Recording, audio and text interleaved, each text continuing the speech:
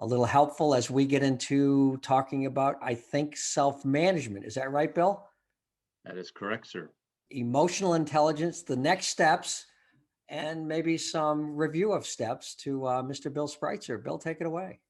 Yeah. So great to see all of you.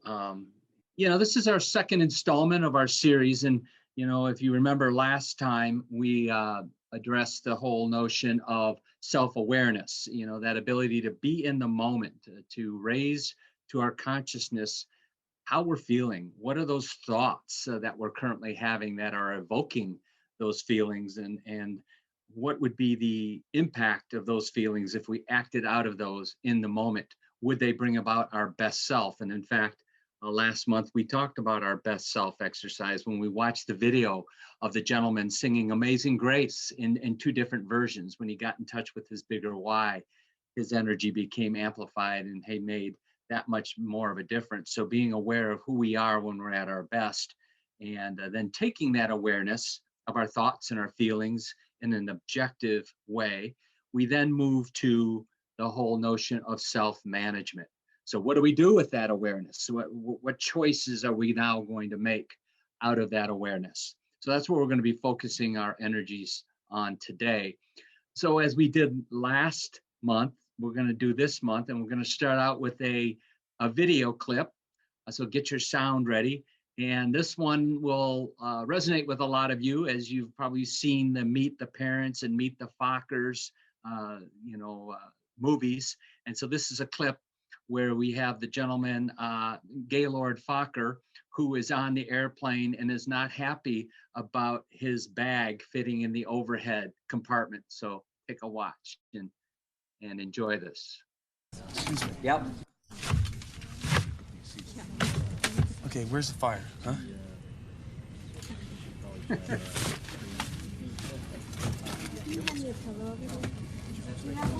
I'm sorry, sir. You're gonna have to check that. I got it. No, I'm sorry. That bag won't fit. No, I'm not. Hey, I'm not checking my bag, okay? Okay, there's no need to raise your voice, sir.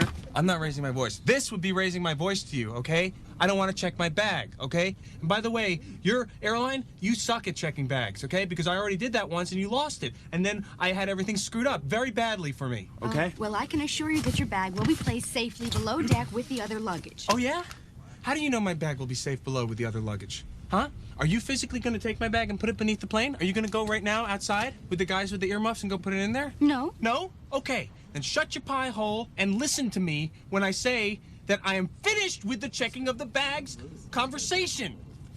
Sir, we have a policy on this airline that if a bag is this large... Okay, you know what? Just give me a little pause off of my bag, okay? It's not like I have a bomb in here. It's not like I want to blow up the plane. Sir! I just want to stow my bag according to your safety regulations. Sir! Hey, sir! If you would take a second and take a little sticks out of your head, clean out your ears, and maybe you would see that I'm a person who has feelings, and all I have to do is do what I want to do, and all I want to do is hold on to my bag and not listen to you. And the only way that I would ever let go of my bag would be if you came over here right now and tried to pry it from my dead, lifeless fingers.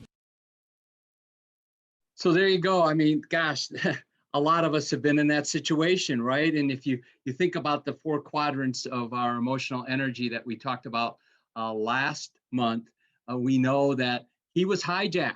His emotions hijacked his sensibilities in that moment. He was triggered, right? And, coming into it, he was probably a little exhausted, fatigued from travel and whatnot. And if you watch the previous movie, he lost his bag, and his ring of his engagement ring to his bride, his fiance, got lost with that. And then Robert De Niro had a field day on him, the whole deal. And so he was triggered by his thinking of that past event. And when he was unable to stow his bag, you saw what happened. So he went from being frustrated from the past to really angry, and that escalated, as you saw. So how easy is it for us to get triggered, right? And the triggering can take you from a positive state, the quadrants 2 and 4, over to the dark side, where we have our more negative emotions that come out that do not reflect our best self. So what we're going to do today is talk about triggers, and that's part of this self-awareness, is that what is it and who is it that triggers us? And then what are we going to do in order to reframe that thinking such that trigger doesn't hijack us and hijack our behavior such that we show up in life as our best selves. So again, this whole reaction, stimulus, response, reaction can happen in just a split second for some of us, right? For example, yesterday I was driving to a training I was giving, and it was bright and early in the morning. It was about 6:15 on I-485 here in Charlotte. And I'm driving in the left lane, the fastest lane. And I was going about 75, 76 miles an hour at 6:15 in the morning and cruising along pretty well. All of a sudden, this big white SUV comes right up on my back like I'm in NASCAR, and he's trying to, push me out of the way. And I'm like, what the heck? And so then the person came over to the left and tried to pass me, but couldn't. And then they finally got in front of me and they pumped on their brakes. And I'm like, what? And I went a little bit crazy. I won't say exactly what I did, but I was triggered and I did not show up as my best self. Heart rate was up, breathing was, held, and I was tense, right? Happened just like that. So although I'm facilitating this training, it doesn't mean that I'm always the master of my triggers. So the issue then becomes, well, what was it that caused that trigger, right? So there's different categories of triggers that we have. It can be our own emotional state. It can be our physical state, meaning are we exhausted? Are we already fatigued? Are we sleep deprived, right? Or are we injured or sick or whatever? That can affect how we look at life and perceive it. Actions of others, like I just discussed, that it can be the environment around us, the context. It can be the social pressure that we have. Maybe it's the pressure of expectations of others have, or maybe it's doing or conducting a meeting where there's pressure from your colleagues, etc. Even activities and tasks can trigger our emotions, either positively or negatively. There's probably aspects of your job that you don't like, and then therefore you have some stinking thinking around it, and it triggers your attitude. It triggers your emotions and feelings about it, right? Oftentimes, we don't get the result we're looking for, or the outcome we had expected, or that we worked very hard to get. And therefore that can trigger our emotions and feelings, can make us sad or dejected or even frustrated, right? Words, the power of words. Somebody can say a word that really triggers you. Like I remember, and I still see it and feel it this day, is my two adult children, especially my daughter, my son not as much. They'll say, Dad, you just need to chill.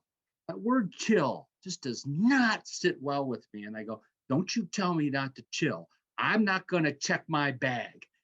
Bam, and it gets on me. I'm like, what? She's just telling me to relax. It's just, I don't like that word chill.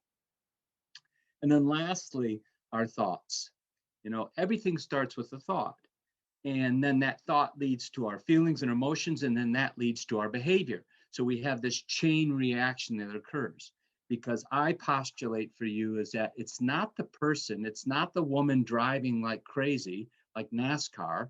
It's not that, it's how I interpret it. It's how I perceive it. It is the story that I make up around that event right then and there that then causes the trigger to manifest, right?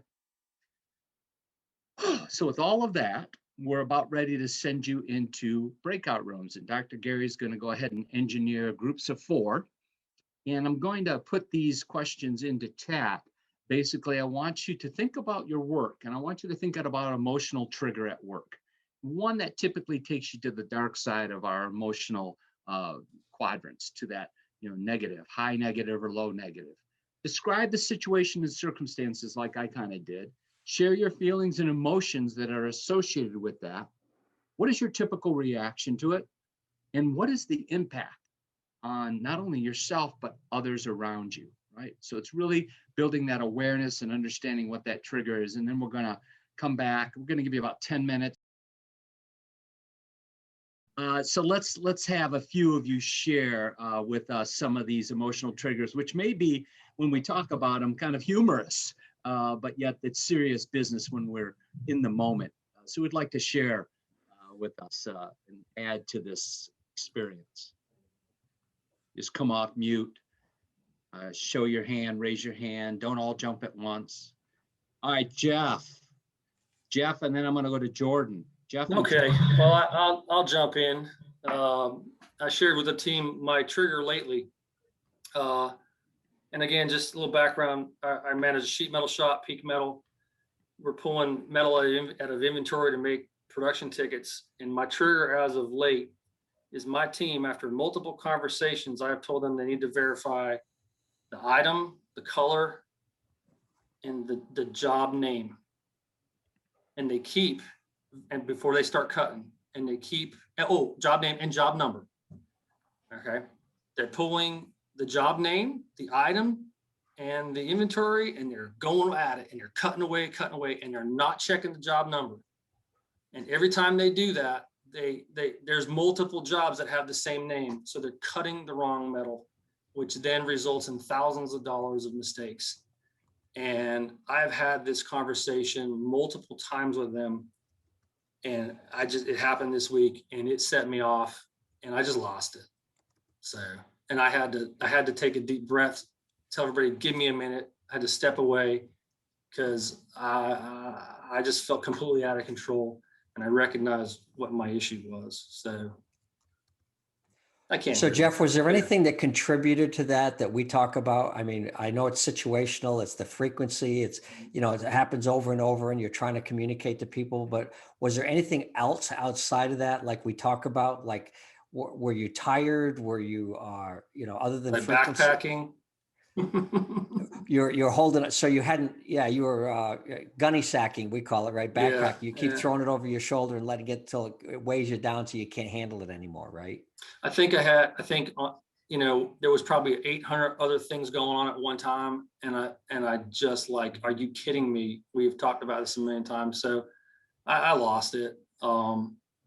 And then I shared with the group a little bit. I learned something a long time ago about buttons. Said, man, they're pushing my buttons. They're pushing my buttons. And I learned somewhere else that if you don't give them the buttons to push, then they can't push them. So that was something also. So I have to find a way for that not to push my button on my production floor and not even that mistake's going to happen, but not blow up. Yeah. So I'm curious, as by a show of hands, how many other people have been in a situation just before a trigger that you say to yourself, you have got to be kidding me? Yeah. Anybody? Yeah. One of our favorite lines. By the way, that's a key. It's a precursor to the explosion. You've got to be kidding me. So just be aware. Yeah. There was a famous tennis player that you always said this to the linesman, you have got to be kidding me. Who was that tennis player? For 5 points, who was that for tennis player? Come on. Johnny McEnroe. Johnny Mac. You've got to be kidding. Are it was you on the line. serious? Shock flew up. Are you serious? All right. Thank you, Jeff, for that. Jordan, go ahead. So one of the emotional triggers that I was talking about, I deal a lot with our manufacturers and suppliers overseas, and they can be very unpredictable. And I put a lot of time and effort into crafting what I think is a perfect plan. And when things go wrong that are within someone's control, I know there are a lot of things that happen that are out of anybody's control, and I try not to internalize that too much. But when things are avoidable, it sets me off that, I have to go back and now a fire drill comes up and redoing my work and fixing everything and readjusting. It gets to me sometimes. So like in order to help avoid that, I try to build in contingency plans as much as I can. And but definitely something I'm still working on. Yeah. And so we all have these opportunities in our lives daily, personally and professionally, to challenge us to build this muscle of emotional intelligence and to be able to pause before we react and respond, and it's a lot easier said than done when we're in the heat of battle, right? And oftentimes it's what's up on our shoulders that creates all of this. It's in our heads, and it's how we think about it and perceive it. So I'm going to go ahead and share my screen again, share with you this chain reaction. So what happens is we have the situation and the circumstances, like Jeff and Jordan just shared with us, their own. And then what happens is that our brains get into the picture, and we start creating this story. We are meaning making machines, and we make up meaning of the facts and figures of our lives every moment of the day. It's just natural, it's instinctive. And so we take that situation and that circumstances, and we have assumptions that we create, we have judgments, we might be blaming, getting angry in that respect, we have beliefs, we have our own interpretations of what's going on in that moment. I've told them this several times to do the job number, right? So we're making that story up and having that judgment right away. Are you serious? Are you kidding me? And then what happens is that creates the trigger. So it's not the behavior in and of itself, it's how we interpret and perceive the behavior. You know, this does not work well. This is a trigger for my wife, Michelle, because she'll say, you know, what you did really made me feel this way. I go, oh, so you're giving me power over your feelings. You know what? I can't make you feel anyway. It's up to you. And she goes, you know what? Take that coaching crap and get the hell out of my kitchen. Right. So we got the trigger versus the trigger going on here. And so truly, though, we are the master of our feelings and emotions. And this is the whole art of emotional and skill of emotional intelligence. So we create the trigger through our story and our lens, and then we react out of that. And that's our behavior. Yes? Okay, so that's the classic anatomy of this chain reaction that happens just like that. So what we are going to insert is this thing called self-management, which is the second domain of emotional intelligence that we're focusing on today. So how do we interrupt that chain to put a thoughtful response together to then act differently, right? So that we can at least have a neutral response, if not a positive response. So how do we manage this chain reaction to show up as our best selves more so than not? So here is the new formula for you. Again, you have the same situation and circumstance. That doesn't change. They don't consult the job number, right? We have these darn international supply chain suppliers and vendors who can act erratically. They're going to continue to do them or be them. I've got the crazy woman in the white SUV. She's going to continue to just do her. All right, so be it. So then what happens is that we get a chance to reframe, we call it reframing, our story, our interpretation, our assumptions, and our judgments around it, right? And then that can lead to our positive or neutral emotions. It can maybe minimize the trigger and its impact on us, or hopefully over time, eliminate it, because we keep operating and behaving out of this new story, this reframed interpretation of the event, of the situation, of the circumstance, right? And then that will allow us to show up as our best self and more aligned with our purpose.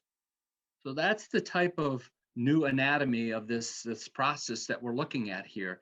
And here are some keys to reframing our story, our interpretation is, right? First thing is you've got to be aware that you're in this moment, right? You got to pause, you got to maybe breathe. Okay, pause with this situation and then create that awareness of how am I feeling in this moment? What are my body sensations that are being triggered, right? Challenge the assumptions, suspend your judgments, create a new story out of it. And long term, if you continue to do this, you might even change your belief structure around this situation, this person, or your work, your life, whatever. I want to give you an example that I shared maybe before, and this was with my dad. So I worked very, very hard to get the respect and love from my dad as a young man, young toddler even, all the way up into adulthood. And I was going to Michigan State University, and I was really, really working hard on my studies, and I was doing extremely well. And I'd come home very proud with a letter from the dean of the business school that I had made the dean's list.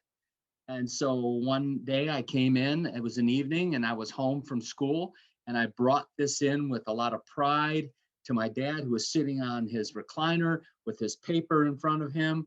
And I said, Dad, and he gradually put his paper down. He goes, yeah, he looked at me sideways. I go, look, I made the dean's list, right? And he goes, nodded, took out his hand, shook my hand. He says, now do it again. So I walked away from that saying, you know what? I don't think my dad loves me at all. I don't know what it's going to take for me to get his respect, and to be able to feel like he cares about me and he loves me, and, you know, hey, the hell with it, right? So I started continuing this story of making it up. It triggered me to feel defeated and you know, disappointed about it, right? Well, here's a new interpretation. Hey, Dad, I just made the dean's list. What do you think? Nice, son. Do it again. All right. I could go away and say, my dad just is trying to challenge me to continue to be the best I can be. He cares so much about me that he doesn't want me to settle and he wants me to keep going. That's the kind of dad I'm glad to have. Now, the important part here is in this example is you've got to believe it. You've got to actually believe that, yeah, I think my dad does care and he's asking me to strive and continue to do well, right? And, you know, he's doing the best he can. Maybe he's preoccupied with a lot of stuff at work and he's got his own challenges. And so, hey, no worries, right? So it's got to be believable. So I hope that example helps you understand the reframing and the impact that that can have on our psychology, our self-concept, and the impact that it can have on others. All right, so what we're going to do is give you a chance to reframe that trigger that you talked about in the first breakout room. Now what you're going to do is go into that same breakout room, but this time is you're going to share the story, bring it alive. You know, like Jeff was doing a little bit, you know, bring that alive in its full color, right? And the emotions associated with our stories are usually what we call the emotional connective tissue to the facts of our lives, right? And then once you tell your real reactionary story out of it that triggers the emotion, we want you to say, what's a new positive story you can create about it? That is believable to yourself. What's that positive reframe that you can have? And then what will be your feelings and emotions? And hopefully they'll be on the right side of those four quadrants, either high positive or low positive.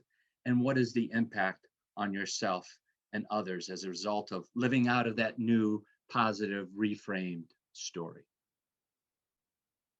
All right. So let me. Yeah, and while you're cutting that into chat, let me just add one little thing to this, because what I've found with this reframing or changing the story to a more believable story is sometimes I've struggled with figuring out for me what the story is. So if you're willing to share with the group your story with some detail, they can give you some ideas that, like Bill just gave you, two different sides of a story. You get to write the story in your head. But sometimes we get so locked into the present story and what we believe is the truth that we struggle with reframing. We struggle with a new story because it's so emotional. We're so attached to it. So maybe in your group, with a lot of you are meeting people for the first time. You don't know who these people are. You may never meet them again. Share as part of your story and say, okay, how could I reframe this? How could I tell myself a different story? And without response, without saying, oh, no, that's not true, or oh, that can't be, or just accept whatever other people say and see if there's a learning in that. And maybe in this next step is learning some new stories, you can use that in the future for shifting the trigger from it being no impact or low impact. Okay. Can't wait for the best one. Let's hear the best reframer, Bill. Yep, we're going to get one share here. All right, so I'm looking for one volunteer to talk to us about the old story, the triggered story, and the reframe. Scott O'Neill's smiling. I love that. Megan's got her hand up. Megan, Isaac number two. Isaac number two. I couldn't take the quiet anymore, and it actually goes along with one of my triggers. So one of my things is in a meeting, if there's kind of that long pause or you feel like you're playing charades and someone's like, and it's like, okay, 3 words, first syllable, running. And so for me, I've always seen it as you're not prepared, you haven't put thought into it. And then in like the bigger scope of things, I sometimes feel like it's because of that, you're now wasting my time and you're wasting your time. And we're all very busy. We all have stuff to do to get done. And so I like to try to be direct and whatever. But when we talked about reframing, I kind of was giving the benefit of the doubt and saying it might not be that they're not prepared, it's that they are nervous or they really don't know. They do not have an answer. But in my mind, I'm like, all right, just give me some key phrases or words to work with so I can help. So, you know, that's how I'm trying to, sorry, I'm a hand talker. I'm not sure if you've figured that out yet. Didn't notice that. But so kind of reframing it, it's not that they have not prepared or that they're being kind of indecisive.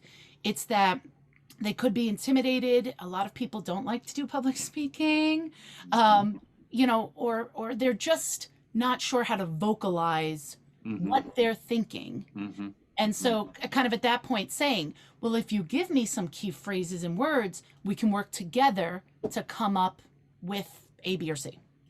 So. And Yeah, what and you I did- want to add one thing to this really quickly, Megan, just for your knowledge, is people communicate in their brains to themselves in 3 different modes. Visually, which means we talk really, really fast because I'm trying to get the picture out. Audio, which means I change the tone of my voice and I slow down a little bit. And kinesthetic, people need to feel the words. So based on that, a visual like yourself talking to a kinesthetic will drive you nuts. It'll drive you nuts. Yeah, and I will just say that you did a great job of illustrating one of the practices, which is you changed your assumptions associated with that individual. You changed your assumptions, which then changed your reaction. So we always have to test and challenge the assumptions that we're living out of. And that can help be a positive trigger to reframe our stories. So well done. I'm mindful of time and we're just about out of time. So what I'm going to do is share my screen one last time and go to the last slide. And these are the EQ strategies that I introduced to you last month, but I have 2 that are bolded. One is deep breathing and the other is reframing, which we went through today. This deep breathing, I researched this method called the box breathing, and it's actually from a Navy SEAL named Mark Devine, excuse me. He was a former US Navy SEALs commander. And what he says is that in order for me to keep control of myself so that I keep my mental focus on the mission that I'm on, is to breathe thinking of a box, 4 sides of a box. So what you do is you picture a box and you inhale in the count of 4 through your nose, 1, 2, 3, 4. And at the 4th count, you hold it and then you go across the top of the box for 4 counts, and then you exhale going down the other side of the box 4 counts, and then at the end of your exhale you hold your exhale for 4 beats, which completes the bottom of the box, and then you repeat that if you need to. So what it does is that it slows down and connects to your parasympathetic nervous system, and it helps you stay focused on the present moment and not give energy to the trigger. So that's box breathing, and all you have to do is Google it, and you can see that as well. All right, so hopefully you're starting to incorporate some of these methods for awareness and management. And I want to leave you with this quote that I think is pretty powerful, and it's attributed to several different people. I've listed 2 here: Viktor Frankl, who wrote the seminal work In Search of Meaning, and Stephen R. Covey. Between stimulus and response, there is a space. In that space is our power to choose our response. And that's where our growth and freedom exists. So self-management is that practice of creating that space and our power to choose responsibly versus just reacting out of our own emotions and triggers. So next month, we now move into the 3rd domain of emotional intelligence, which will be social awareness, that understanding, having empathy for others. Right? So with that, May I turn it back to 19th. you, Dr. Gary. Yep, May 19th, next month.